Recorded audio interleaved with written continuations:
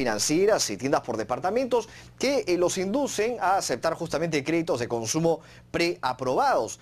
Pero existe cierto peligro en algunos créditos que se les brinda a los clientes. Está en nuestros estudios el vicepresidente de ASPEC, integrante de Red de Puentes Perú, Crisólogo Cáceres. ¿Qué tal? Buenas tardes. Mario, muy buenas tardes. Muchas gracias por invitarnos. Muchas gracias a usted. Bueno, señor Cáceres, existe preocupación por este tema, ¿no? Definitivamente, porque ahora se acercan las fiestas navideñas y la gente quizás quiere adquirir algún crédito, entidades bancarias, financieras, empresas ofrecen estos créditos, pero al final, después de un tiempo, el cliente se da cuenta que no tiene cómo pagarlo. Así es, efectivamente, esta es una época del año en la cual hay un verdadero bombardeo, como bien ha señalado, de supuestas ofertas, promociones que reciben los ciudadanos en sus domicilios. Reciben cheques que dicen tienes 9.000 soles disponibles, tienes 4.000 soles disponibles, 3.200 soles disponibles.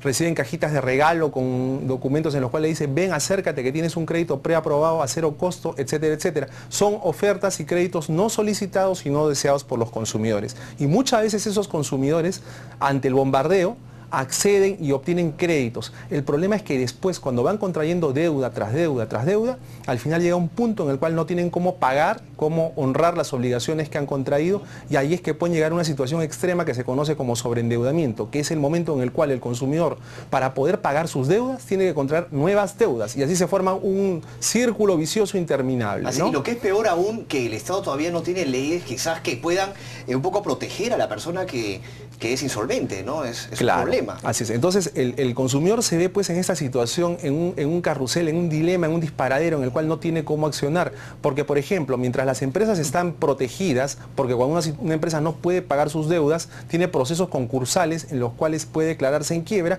y poner orden a sus acreencias. Es decir, se puede nombrar un orden, una prelación de acreedores, darle un tiempo para que la empresa se reestructure, se reorganice, y al final acaba pagando pues poco a poco las deudas que había contraído. Ahora, si bien existe responsabilidad de los clientes que aceptan estos créditos y estas tarjetas, ¿la empresa también no tiene cierta responsabilidad? Efectivamente, porque como te decía, las empresas están protegidas pero los consumidores no. Cuando un consumidor no puede pagar, los acreedores se le van encima a ese consumidor y lo exprimen hasta prácticamente llevarlo a un desastre en su vida personal, en su vida patrimonial. ¿Cuántos suicidios se han reportado por personas que no han podido pagar sus deudas, que se han matado ellos mismos, han matado a sus familias, sencillamente por el tema de las deudas? Entonces acá hay un tema muy delicado.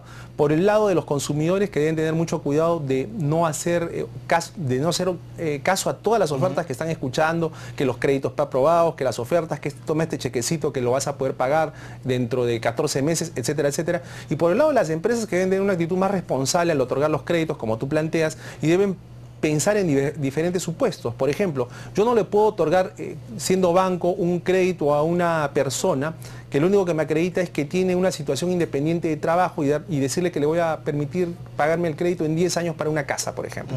¿Cómo me consta a mí que esa persona va a poder tener los ingresos suficientes para cubrir las deudas para conmigo? O una persona que de repente me presenta un contrato de trabajo dependiente, pero que solo le va a durar 6 meses o le va a durar un año. Entonces, ¿cómo una persona en esa situación puede contraer una deuda por 10 años? Entonces acá entra el problema de la falta quizás de investigación de las empresas o de los bancos, ¿no? Hay banco de datos de las personas también a los que les pueden acceder y fijarse bien a quiénes se le podría dar un crédito y a quienes no. O sea, está fallando entonces los sistemas dentro de las entidades financieras o quizás de las empresas. Claro, es que en esta carrera por conseguir colocaciones, y teniendo en cuenta que, por ejemplo, en el caso hipotecario sí hay garantía, es decir, suponte que un consumidor saca un préstamo hipotecario y lo que queda en prenda inmediatamente o en garantía o en hipoteca es la casa, el bien que ha adquirido. Entonces el banco, en el caso eventual de que ese consumidor no pueda pagar el íntegro de la deuda, tiene cómo hacerse pago de la deuda. No pierde. No pierde. Claro. Embarga el bien, lo remata y se queda con el dinero. O sea, el banco no va a perder. Pero la pregunta es, ¿y qué pasa con ese consumidor que de repente ya pagó 3/4 partes del valor del predio, ha tenido que hacer grandes sacrificios y se queda en la calle porque no puede pagar? ¿Quién lo protege a él de esta situación? ¿Quién lo protege de esta contingencia?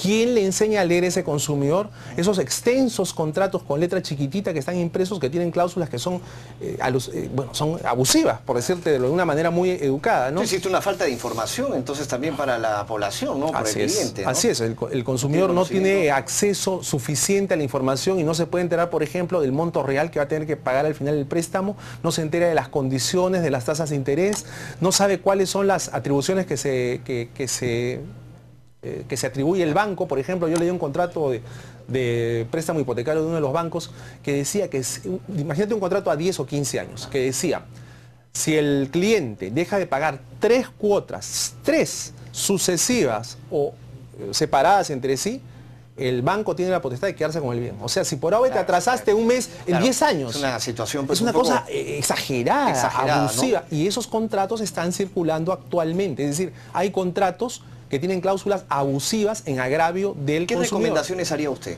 Bueno, como varias. Fuentes Perú. La primera que le decimos a los consumidores es que no se dejen guiar por la publicidad en estas fiestas. La segunda, que entiendan de que antes de contraer un crédito, se informen bien de las cosas básicas, que se informen bien de las tasas de interés, de lo que va a pagar al final, porque de repente yo digo, estoy sacando un préstamo de $10.000, asumo que al final tendré que pagar más intereses y todo, $12.000 o $14.000, mentira. A veces este señor ha sacado $10.000, pero al final acaba pagando 20. ¿Hay alguna propuesta de presentar al Congreso quizás para poder apoyar a los insolventados, a las personas que se encuentren en esa situación?